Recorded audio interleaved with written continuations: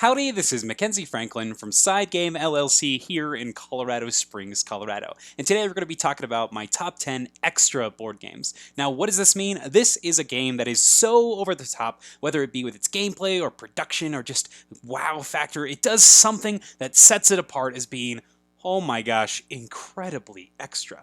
And so you'll see more what I'm talking about as we start this list. Let's go ahead and jump into number 10, Mansions of Madness 2nd Edition. Now, Mansions of Madness has you playing as a group of investigators. You're going through scenarios, and each of these scenarios is going to have you exploring something. And you're not really sure what you're doing at first, and you'll play through it, and you'll go from room to room looking and finding things. And it's ran by an app, and this app takes the place as the DM. So it's going to simulate all of the monster summonings, it's going to do the story for you. It's a really cool system, and I think it does the app well.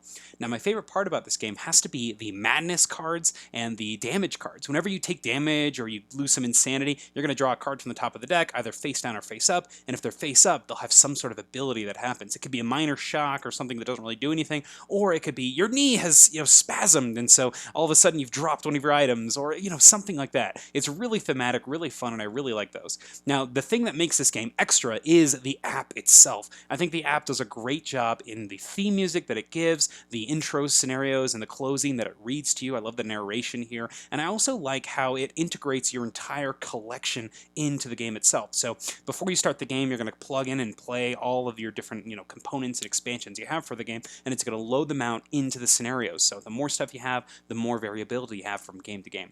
I think this is a great system, and I've even seen people really go over the top with the app and even put it up on projectors and whatnot, and I think that's really, really awesome. So that's my number 10, Mansions of Madness 2nd Edition. My number 9 goes to the game Oath: Chronicles of Empire in Exile. Now, this game has you playing as either the Chancellor, the ruler of the land, doing their best to maintain an oath that they've made to the kingdom, or an exile trying to usurp the current Chancellor, take their oath, and do it better than them, and eventually rule the kingdom themselves. They can also win through multiple quests, but at its heart, this is a war-style game that's all about deceptively becoming the new king. I really like this game. My favorite part about this game has to be the denizen cards. In this game, you'll have all of these cards that you can use, and you can either put them in your own personal hand as advisors, and you can use them only yourself, or you can put them on the board as landmarks, and anybody who's at that area or who controls that region gets to use them. I really like the card play system here. I love the denizen cards, and I love how you can do really interesting, fun combos with them. I really like this one. That is Oath. Now, the thing that makes this game so extra has to be the Chronicle book. Whoever wins the game is allowed to write their story in the Chronicle. And you can get some really inventive journal entries here with the Chronicle. You could just get an entire length of text. You could just get a picture that sums up what happened. And I just love looking at the creativity that people have with how they are recording their wins and their victories. I know in our book that we have, when you start writing it, you can do a haiku, you can do rhymes, you can just draw a goofy picture. I love that it's a permanent record of your victory, and a lot of our Chronicle is a lot of long-winded retellings of the game that just occurred. It's fun giving names to characters and seeing your legacy grow. I think that this is just a blast, and I love this edition. So that's the Chronicle book from Oath: Chronicles of Empire in Exile. Now, number 8 goes to Teotihuacan, City of Gods. Now, this one in particular is a fantastic worker placement game where you're moving around this board, and whenever you go to a place, you're going to trigger the effects based on the strength of the workers that you have there.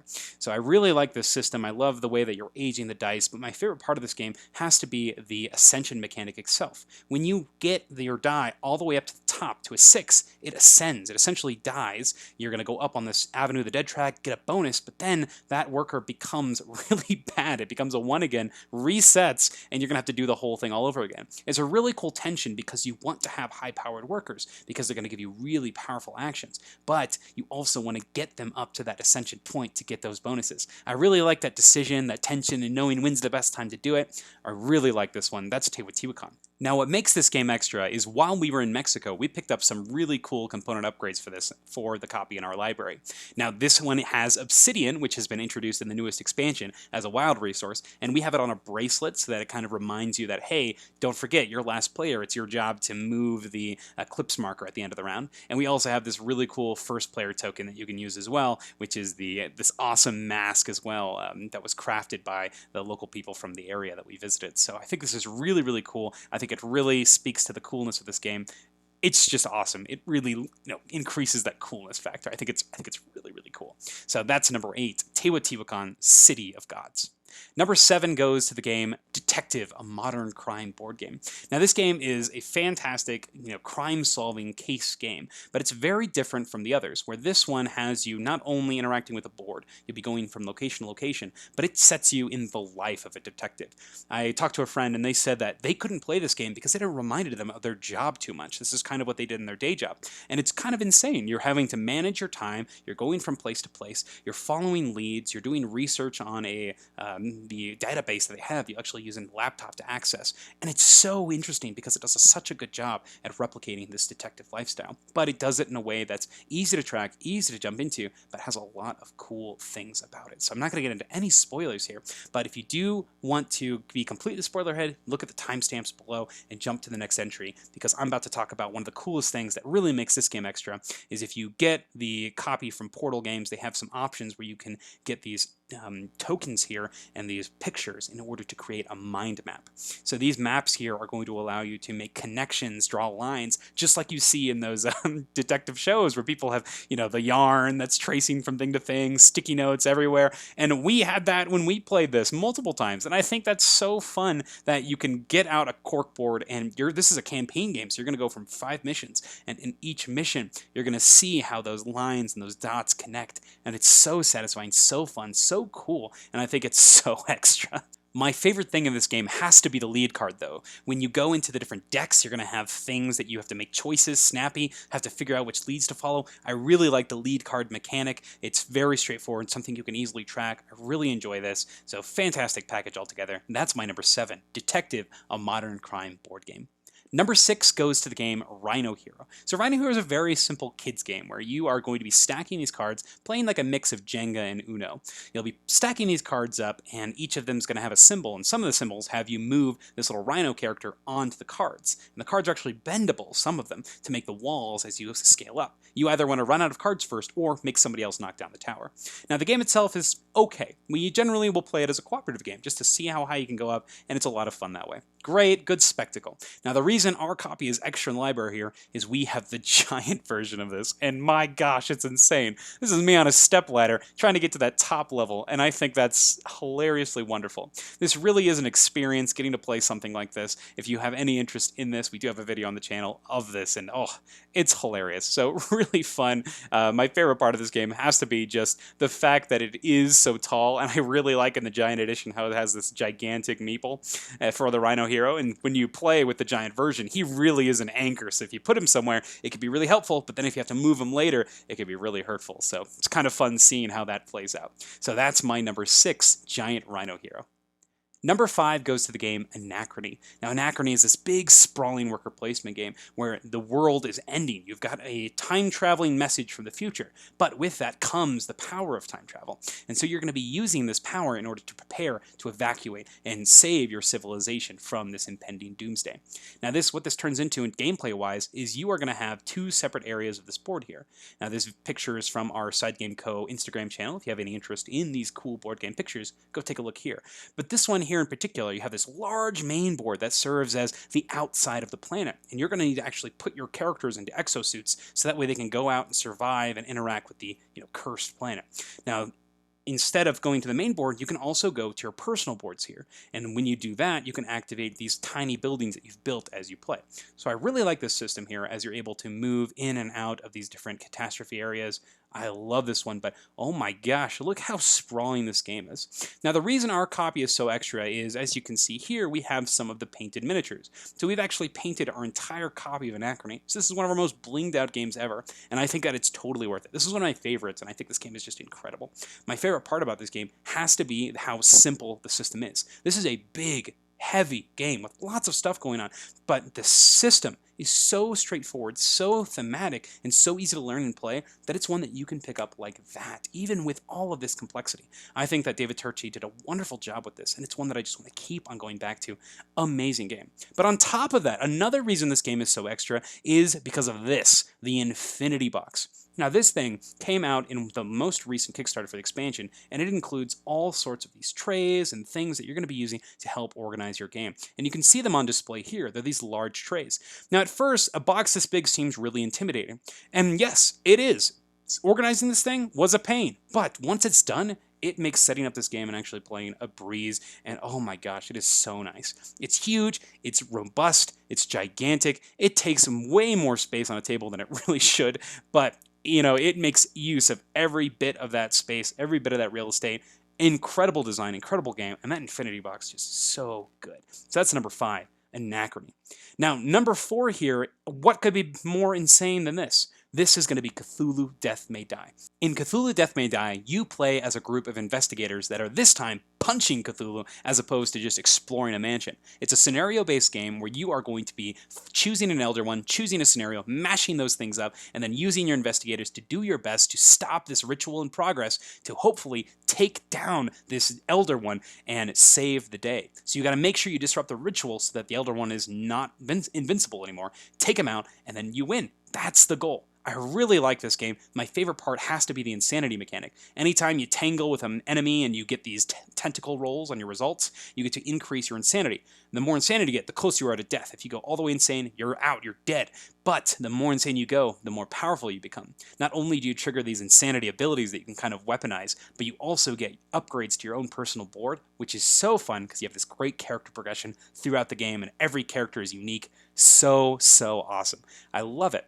Now, with that being said, though, the thing that makes this game extra is not only just the amounts of content and the cool stuff that's coming out here, but it's this thing. So this is the Cthulhu model that came with the game. This is the Bigature. So this thing is actually part of the game itself. It is the board. This is the special scenario that you can play. It's like the Lost episode. And with this scenario, you're actually going to be going around Cthulhu here and cutting off the different parts of his body while it moves around and swings. You're going to jump onto his back and hack off its limbs. It is so cool. This is definitely the culmination of the Death May Die, brand, but man, if it's not a cool one. Now, the Bigature itself is absolutely insane. Look how big this thing is. This is a small child compared to this thing, but of course, I got to give you a corn dog for reference. This is our cute little puppy here, and she is very unsure about this thing. She has a very tenuous relationship with it, so luckily it's out of sight from her. It's on top of one of our shelves, so she can't quite see it, but when it comes down, she's a little worried because she's not sure if she can trust the thing. So that's number 4, Cthulhu Death May Die. Now, number 3 goes to the game Micro Macro Crime City. Now, this game is really awesome. It recently won the Spiel des Jahres, and this one in particular is a great crime-solving game, another one. Now, this one has you playing, essentially, Where's Waldo? You'll have a magnifying glass and some clue cards, and it's your job to look around this map, going from clue to solve a mystery. I think this is so cool. It comes with this giant map that you put on the table, and you inspect, and everyone kind of gathers around it, and it's so awesome. I really love, my favorite thing has to be the progression of the questions. I like that it gives you the questions, hint after hint after hint, and helps you to the end of that mystery. A lot of these games are going to have you getting everything first. You're going to do all the investigating at the start of the game, but then all your questions come at the end. I love how this one feeds you questions and keeps you going and kind of propels that narrative as you play. So I really like that. Now, the reason this is extra for us is we went the extra mile here and we created an installation for this thing. So not only did we frame it and customize, get this thing out there so it's on a wall and mounted so you can go and look at it and observe it. But we also, mounted some deck boxes to the wall. That way you can come in, pick up a mission, and, while people are coming into game nights, you can play a game. It's so cool. I think that this is such a neat way to do a game like this, and I think it looks fantastic. I think it does great at what it's going for, and it just works so well. So I really like Micro Macro Crime City, and the coolest thing is when the new expansions come out, we simply can, take out the back of it, slip in the new map, and then set up the next wave of mysteries. And I love that about this. So that's my number 3, Micro Macro Crime City. Number 2 goes to the game Too Many Bones. Now, this game is absolutely wild, super fun. It has you playing. It is fantastical adventure where you're going to be taking a gear lock and going from mission to mission on this up-close and personal little battle map. Now, when you go on these map fights, you're going to be using your character's abilities to take them out one at a time and hopefully do it in a shortly manner of time, because after a couple rounds, you're going to hit some fatigue rounds and everybody's going to start losing health. Now, my favorite part of this game has to be the customization. Now, this one in particular, the different skill skill trees on the character really makes these characters shine. So each character has this huge pamphlet that's going to explain what all their dice do, but really it's just a bunch of different tech trees explaining the different sides of the dice, the effects, and special abilities that the characters have. I think this game is so fun, so awesome, and right off the bat, one of the things that makes this game extra is the component quality. This game is one of the nicest games ever. Everything is neoprene, everything is plastic. Even the cards are plastic, which is so awesome. Nothing's going to get damaged. You can shuffle away to your heart's content. The poker chips are weighted. This quality of this game just speaks for itself. I love everything about this, but the biggest thing that makes this extremely extra is this monster. This is the Too Many Bones Trove Chest. So on our channel, we have an organizing video for it, but this thing, you actually are going to slide the top off here, and inside, you're going to have all of these different panels that you pull out. You have this gigantic magnetic key here, and you're going to be using that to go from piece to piece. There's all of this stuff in here, and it's just shelf after shelf of crazy component. You also have these customized, gear lock trays that you'll pull out. Oh, it's just so nice. This really makes you feel like a king when you play this. But everything has its place, and the coolest thing about this is it fits into a Calyx shelf perfectly. So we never actually have to take it off the shelf unless we're transporting it from place to place. But I really enjoy this. I think it's really well done, and I just love everything about this one. The chips are amazing. The way that things slide out are so cool. There are even little chip organizers in it. Oh my gosh, so awesome. I'm loving this one. That is Too Many Bones, number 2. But number 1 has to go to Kingdom Death Monster. Now, Kingdom Death Monster here is a gigantic campaign game where you play as survivors doing your best to survive in the darkness. The darkness is dangerous, creepy, scary, and full of terrors, and it's your job to survive. You're going to be going through 3 phases. Settlement phase, where you're going to kind of develop and make your society better, create weapons, craft, etc. You're going to go on a hunt where you go from event to event until you finally reach your quarry, the monsters here, and you're going to go for your showdown, where you're going to fight these creatures using your gear grids and do your best in order to take them out, get as many resources as you can, bring them back home, and keep on pushing and surviving until you get to those climactic story events that happen as you play during the campaign. My favorite part about this game is the AI system. I think it's super well done, and the AI itself is so cool because each of these characters, the monsters that you fight, is going to react completely differently. Now, first off, you have the AI deck itself, which is its life force, and every card is going to have a flow that you'll follow, and they're unique to each monster, and I think that's so awesome. They really breathe character and life into them. But my other favorite thing has to be the hit locations here. So the way it works is whenever you attack somebody, you see where you hit them. You hit them in the paw, and something will happen. If you fail, maybe he'll bat you. You hit him in the hand and you missed, of course he's going to swat you. Or if you get a critical wound, you might hack off that lion's paw. There's a lot of cool things that can happen from this, and this game just breathes volume and story and flavor into this excellent experience. So I love this game, but the reason this game is extra is just the amount of content and the dedication and the commitment that you make when you play this game. So the first thing is just the content itself. There's so much to do. This is a campaign game, so that's asking a lot, but this one in particular is asking you to explore and learn the system. This is a very brutal and punishing game, but the more you play, the more you learn, the more you improve, and you can feel yourself getting better at this game, and it is so awesome to see you evolve. The other thing is the miniatures themselves. So as you can see, the sprues there, you're going to have to assemble these yourself. Now, it's not as difficult as painting a miniature, in my opinion. I think that I would much rather assemble something than paint in any situation. It's very much like a Lego, but with glue, so not too bad, but it does require a commitment. But that being said, once you put everything together, all these miniatures, they're not going to fit in the box again, so you really have to dedicate entire spaces to hold these things. And that's what we've done in our library. We just have, this giant glass thing with like different layered things to hold the different characters and miniatures, displays all the monsters, and if you paint them, that's a good thing because you're going to want to display these. So a lot of work and time and love goes into painting and caring for these models, and you can really see it in the work that's done here. If you want to just see some amazing painted miniatures and just, real pride for their work, I would check out the Board Game Geek page here for Kingdom Death Monster, and you can just see a lot of awesome stuff. So this game itself is a commitment. This is kind of a lifestyle game, but it's one that you can really introduce a lot of people into and have a blast with. This is Kingdom Death Monster, incredible game, number 1 for the absolute most extra board game. And that's the list. Those are the top 10 extra board games in the side game library. What board games do you consider super extra in your collection? What have you done to really go over the top? What games do that already? I'd love to hear what you think. Thank you so much for watching SideGame Strong.